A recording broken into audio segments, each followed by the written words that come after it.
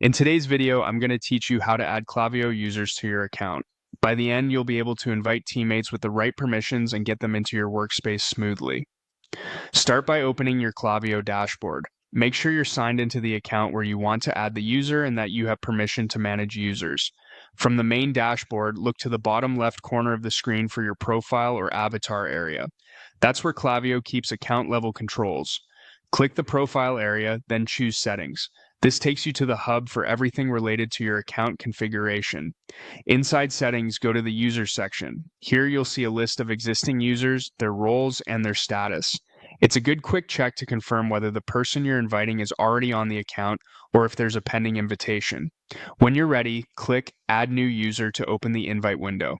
In the invite form, enter the email address of the person you want to add.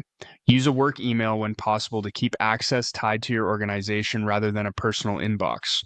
Double check for typos because the invitation email is how they'll join the account. Next, choose the user's preferred language. This helps ensure they see Klaviyo's interface and system messages in the language that's most comfortable for them. It won't change your own settings, just theirs. Now select a user role. Roles determine what someone can view and change inside your account. If the person needs broad access to manage campaigns, flows, and settings, choose a higher permission role. If they just need to review performance, a more limited role is best. A helpful guideline is the principle of least privilege. Give only the level of access the person truly needs. Click the role to confirm your selection. When everything looks right, email, language, and role, click Add User. Klaviyo will send an invitation to the email you entered.